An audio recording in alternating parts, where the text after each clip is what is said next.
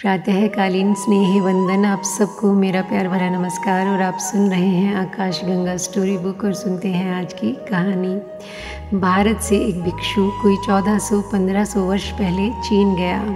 नाम था बोधि धर्म। जब वह चीन गया तो उसके पहले उसकी ख्याति वहाँ पहुँच गई। सारे चीन में उसकी चर्चा हो गई। उसके पहुँचने के पहले बहुत अद्भुत व्यक्ति था वह।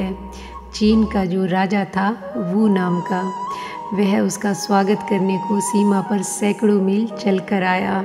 उसने स्वागत किया बोधि धर्म का और बोधि धर्म से पूछा कि मैंने बहुत विहार बनवाए, मंदिर बनवाए, भगवान बुद्ध की हजारों मूर्तियाँ बनवाई, धर्म का प्रचार किया, धर्मशालाएँ बनवाई, लाखों भिक्षुओं को भोजन कराता हूँ। मेरे इन सारे पुण्य कर्मों का क्या फल होगा?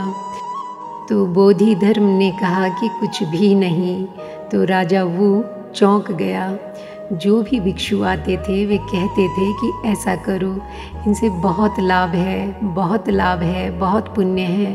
तो बोधि धर्म ने कहा कि कुछ भी नहीं, और यह भी मत सोचना कि इनका कोई धर्म से संबंध है।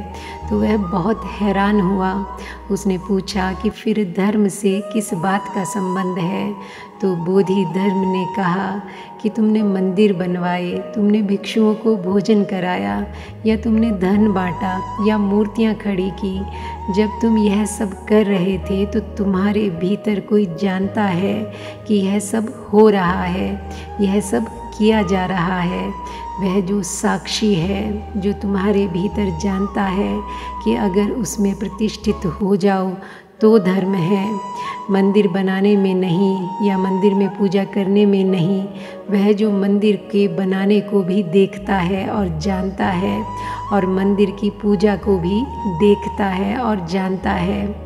कभी मंदिर में पूजा करते वक्त एकदम से ख्याल करें तो आपको पता चलेगा कि आप पूजा भी कर रहे हैं, और आपके भीतर एक बिंदु है जो जान भी रहा है कि पूजा हो रही है, पूजा की जा रही है। और रास्ते पर आप चल रहे हैं, चलते चलते एकदम से ख्याल करें तो आपको दिखाई पड़ेगा कि आप चल भी रहे हैं, और आपके भीतर कोई जान भी रहा है कि आप चल रहे हैं। वह जो जान रहा है वह आपका आत्यांतिक रूप से अंतरस्थ केंद्र है। वह आपकी इनर मोस्ट सबसे गहरी स्थिति है, जहाँ आप हैं, जहाँ आपका स्वरूप है। तो बोधि धर्म ने कहा कि वहाँ प्रतिष्ठित हों।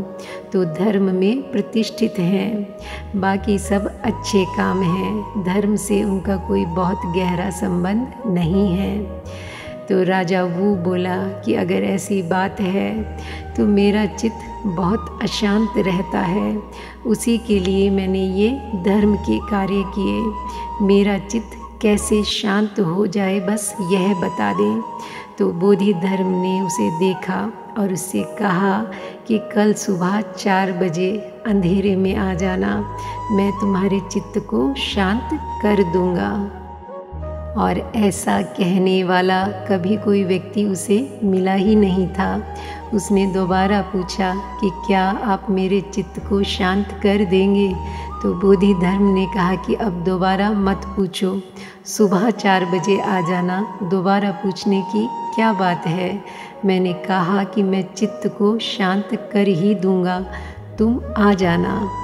जब वह सीढ़ियाँ उतरने लगा तो बोधि धर्म ने कहा कि लेकिन ख्याल रखना, जब आओ तो चित्त को साथ लेते आना, नहीं तो मैं शांत किसको करूँगा।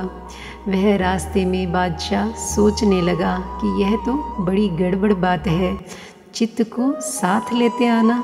जब मैं आऊँगा तो चित्त तो साथ आएगा ही, इसमें क्या बात थी कहने की? यह कैसा पागल आदमी है?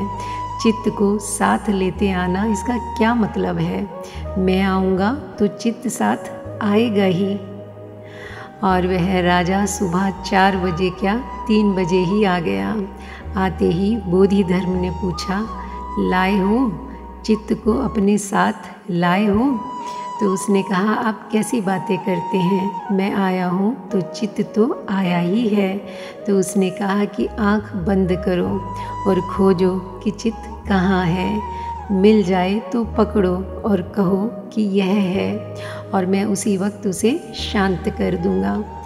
अब उस फ़कीर के साथ उस अंधेरी रात में उस बादशाह ने आंखें बंद की, भीतर खोजा।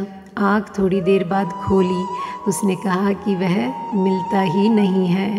तो बोधि धर्म ने कहा कि शांत कर दिया, जो मिलता ही नहीं है वह शांत हो गया, तुमने कभी खोजा ही नहीं। और वह हैरान हुआ बादशाह कि भीतर जब वह खोजने गया तो वहाँ सब शांत था।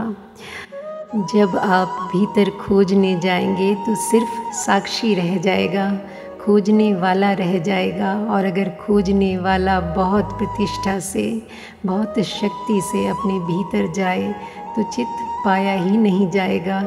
चित्त हमारे सोए हुए होने का नाम है। चित्त हमारे भीतर साक्षी जितना मूर्छित है उसका नाम है। चित्त कुछ है ही नहीं, साक्षी की मूर्छा का ही नाम है चित्त। मन, अगर साक्षी सजग हो जाए तो मन नहीं पाया जाएगा। यह साक्षी भाव मन का हिस्सा नहीं है, मन के बाहर है। साक्षी भाव के सोए हुए होने का नाम मन है, और साक्षी भाव के जग जाने का नाम अमन है या आत्मा है। वह नो माइंड। उस वक्त कोई मन आपके भीतर नहीं रह जाता। साक्षी का सोया हुआ होना ही मन है। यह कहानी आपको ध्यान की यात्रा में आगे ले जाएगी। आप खुश रहें, सुखी रहें, स्वस्थ रहें। आज के लिए बस इतना ही। मिलते हैं फिर एक नई कहानी के साथ। तब तक के लिए thank you God and thank you universe.